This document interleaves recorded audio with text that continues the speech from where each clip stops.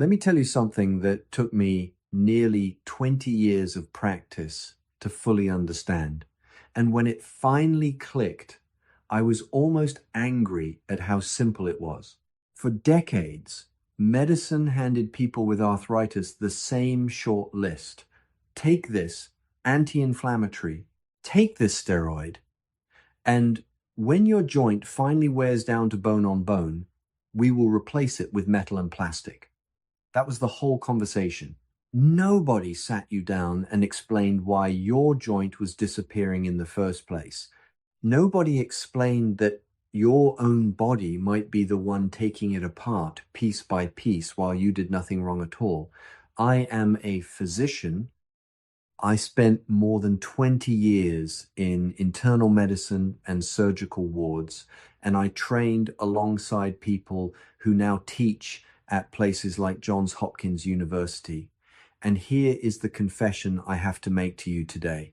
For a long stretch of my career, I treated arthritis exactly the way I was taught. I chased the pain. I never once asked the deeper question.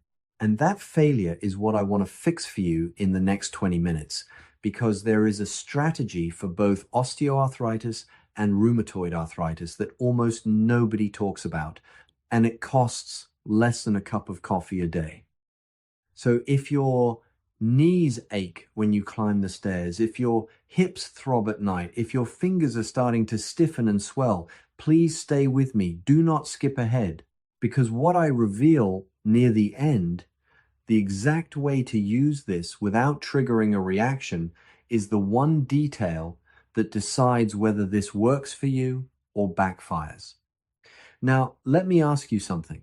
Have you ever noticed how it happens to people who did nothing to deserve it? You see a woman in her 60s or 70s, and suddenly her hip joint is gone, bone grinding on bone. She was not a marathon runner. She did not fall off a ladder last year. There was no dramatic injury. So why did that joint quietly vanish? Doctors shrug and call it wear and tear as if you are a pair of old tires. But that answer never satisfied me, and it should never satisfy you. Here is the thing most people miss. This is not always simple mechanical wear. Underneath a huge number of arthritis cases, there is something else running silently in the background, your own immune system. And once you understand that, everything about your joint pain starts to make a different kind of sense. I want to be honest with you right up front.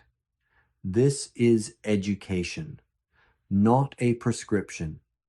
I am not your doctor, and I am not telling you to stop a single medication you are on. Please never stop a drug your physician gave you without talking to them first. What I am giving you is the missing half of the story, the biology nobody had the 8 minutes to explain to you in a rushed appointment, because it was never your fault that you did not know this. The system simply is not built to teach it. And I need you to hear this clearly, because so many people your age carry a quiet shame about their bodies breaking down. You are not broken. Your body did not betray you. Your body has been doing exactly what it was designed to do, following the only instructions it was given, under conditions nobody warned you about. That is a very different thing from being weak or failing. Once you see the mechanism, the guilt tends to dissolve, and when the guilt dissolves, you can finally act. So let me pull back the curtain. Let me show you the chain of events that turns a small childhood stumble into a joint that disappears 50 years later. Because it really does start that early, and the story is stranger and more hopeful than anything your orthopedist likely told you. Grab a pen if you have one nearby, because a few of the numbers I am about to give you are worth writing down. And somewhere in the comments below, type the word listening if you have ever been told your joint pain was just aging. I read those comments, and I want to know how many of us there really are. Let me take you back in time. Picture yourself as a child. Maybe you were 7 or 8 years old, running across a field, and you fell hard on your knee, or you jammed your hip climbing a fence. You cried for a minute, you got up, and you forgot all about it by dinner. But something happened in that joint that day that would matter more than 50 years later.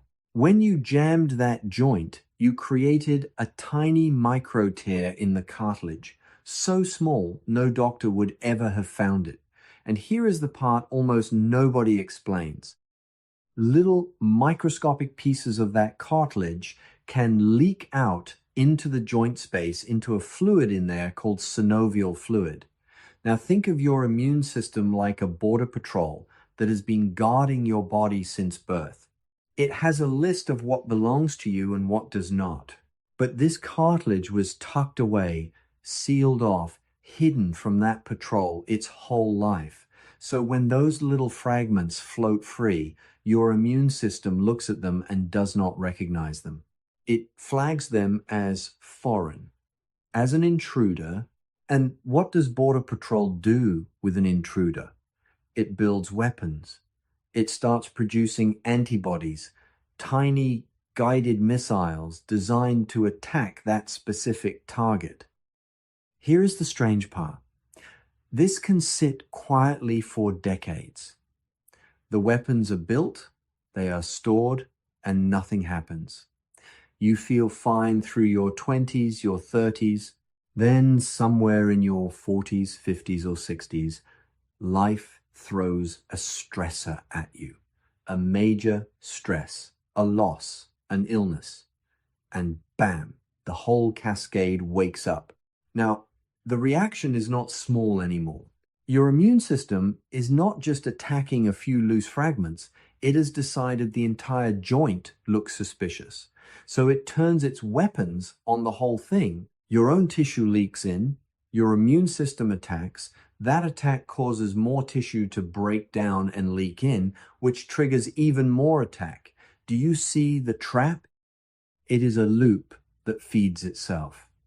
This is what we call an autoimmune process, which simply means your body is attacking itself. Your own defense system, the thing meant to protect you, is now slowly dismantling your own joint. That is why there is constant inflammation. And that is exactly why the drugs your doctor reaches for are anti-inflammatories. Steroids like prednisone, they are trying to shout down the fire. But here is what they are not telling you. Maybe because they do not have time to, maybe because they were never taught to look. Underneath that inflammation, the real driver is this autoimmune loop. The fire alarm keeps going off because something keeps lighting matches. And if you only ever silence the alarm, you never deal with the person striking the matches. Over months and years, that immune system will literally grind the joint down until it is bone on bone. And the tragedy is that most people living with this have no idea it is even happening. Let me put this in plain terms with a picture you will not forget. Imagine your joint is a quiet house, and your immune system is a very loyal but very jumpy guard dog. Years ago, a stranger walked past the fence one time. The dog never forgot the scent. And now, every time the wind carries even a hint of that scent, the dog goes wild, tearing up the yard, chewing the furniture, trying to protect a house from a threat that is not really there. The dog is not bad. The dog is doing its job. It just got the wrong information a long time ago, and nobody ever corrected it. So the real question, the one that actually matters, is not how do we sedate the dog with another steroid? The real question is, how do we calm the dog down and teach it that your joint is not the enemy? How do we quietly retire those old antibodies so the attack finally stops and the joint gets a chance to settle? Because your cartilage does have some capacity to stabilize and repair when the constant assault lets up. Not miracle regrowth if you are already bone on bone, I will be honest with you about that, but real relief and real slowing of the damage if you catch it while there is still cartilage left to protect. And that brings us to the part that stopped me in my tracks when I first read the research. Because the answer is not a new drug. It is not surgery. It is something so ordinary that your own grandmother may have recommended a version of it, and she was more right than her doctor. Yes, I am talking about chicken soup. Your grandmother swore it helped her aching joints, and for generations doctors smiled and called it folklore. But it turns out she was onto something real, and it has actually been studied. Here is the twist that most people get completely wrong, though. It is not the vegetables. And it is not that eating collagen magically turns into new collagen in your knee. That idea that you eat cartilage and it travels to your joint and patches it, that has never worked and it never will. Your stomach breaks it down long before it could ever get there. So how does it work? This is where it gets beautiful. Chicken soup made the old-fashioned way, simmered with the bones and the joints and the cartilage, contains small amounts of chicken cartilage. And chicken cartilage is nearly identical to your own cartilage. At the molecular level, there is almost no difference between the collagen in a chicken joint and the collagen in your joint. Hold on to that fact, because it is the whole key. Back in the 1940s, a researcher named Royal Lee stumbled onto this principle long before modern science caught up. And in the decades since, real studies, including work echoed by major research centers, have confirmed the same strange and elegant mechanism. It works like a decoy. Let me walk you through it slowly, because when you get this, you will never forget it. You take a small amount of this chicken cartilage. It goes into your stomach.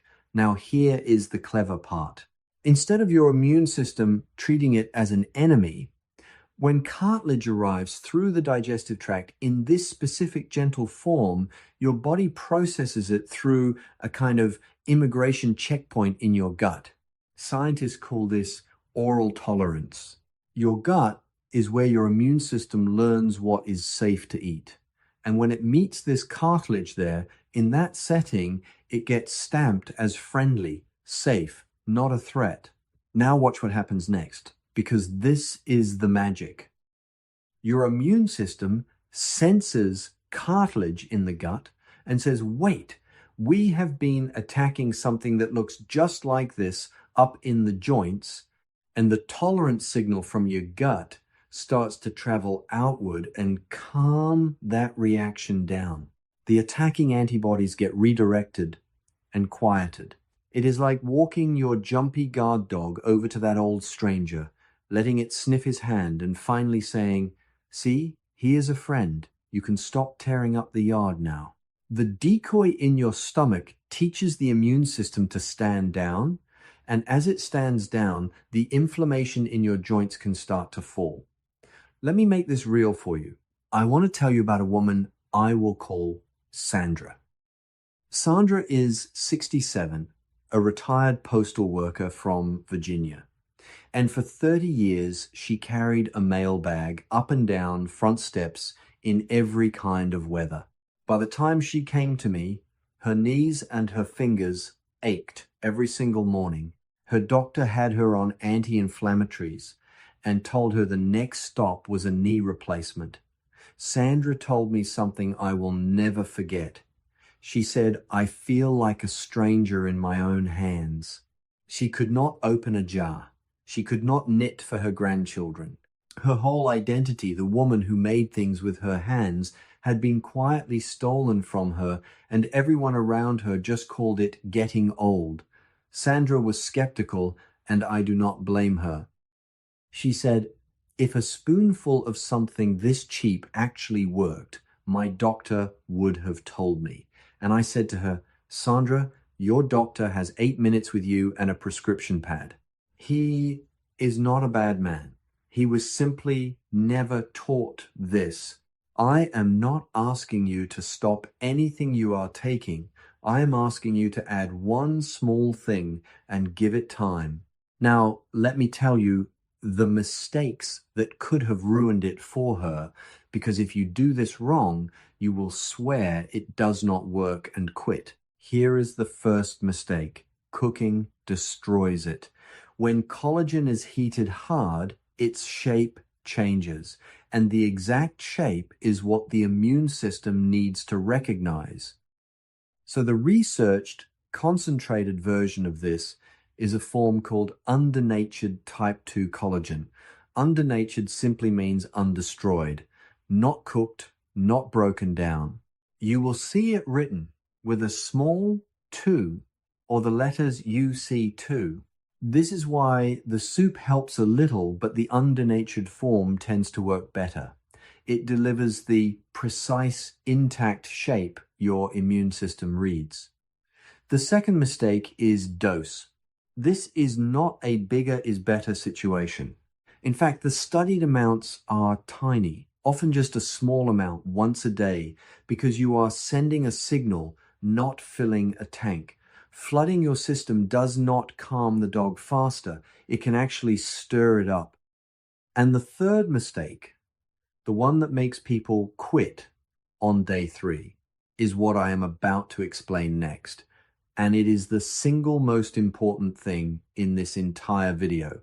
So do not go anywhere. Most people quit right here, and it breaks my heart because they quit exactly when it is working. Here is what happens. A small number of people take this decoy, and a day or two later, they feel a little more tired than usual or a little achy. And their first thought is, I must be allergic to these pills, I better stop. But listen to me carefully. That mild reaction is often not an allergy at all. It can simply be a sign that the signal is working, maybe a touch too fast. As your immune system adjusts, it is your body recalibrating. And there is a beautifully simple way to sidestep it. This is why the research and the people who use this almost always say to take it right before bed. Think about why that is so clever. If there is going to be any mild fatigue or achiness, you take it, you lie down, and you sleep straight through it. You wake up and you barely noticed. And if you take it on an empty stomach before bed, you also avoid mixing it with all the other proteins from your dinner, so the signal stays clean and clear. That timing is the whole difference between someone who sticks with this and someone who abandons it on day 3, convinced it failed them. So let me give you the gentle, sensible way to approach this, and then I want you to take it to your own doctor before you start, especially if you have an autoimmune condition or take medication. Here is the simple framework. First, look for undenatured type 2 collagen. Remember, undenatured means undestroyed, uncooked, intact. I do not sell it. I do not recommend any brand, and you can find it at most health food stores or online. Second, take a small amount once a day before bed on an empty stomach. Small, not a fistful. Third, if you feel any mild reaction, do not panic and do not quit. You can simply cut that small dose in half and stay with the half dose right before bed until your body settles. Usually within a week or two, the reaction fades completely and you can carry on. Fourth, give it time and stay consistent. This is not an overnight painkiller. It works quietly over weeks as those old antibodies slowly retire and the inflammation drains out of the joint. And fifth, keep leaning on the old-fashioned wisdom too. A real bone broth or a proper chicken soup simmered long and slow is a warm, gentle companion to all of this. Now, let me be very clear and very honest with you, because you deserve that. If your joint is already completely bone on bone, this is not going to grow you a brand new joint. I will not lie to you the way a supplement commercial would. But if your cartilage is wearing but still there, if you are in that in-between place so many people your age are in, This strategy has a real chance to quiet the attack, lower the inflammation, and slow the damage. And that can mean the difference between a knee you keep and a knee you lose. Let me pull it all together.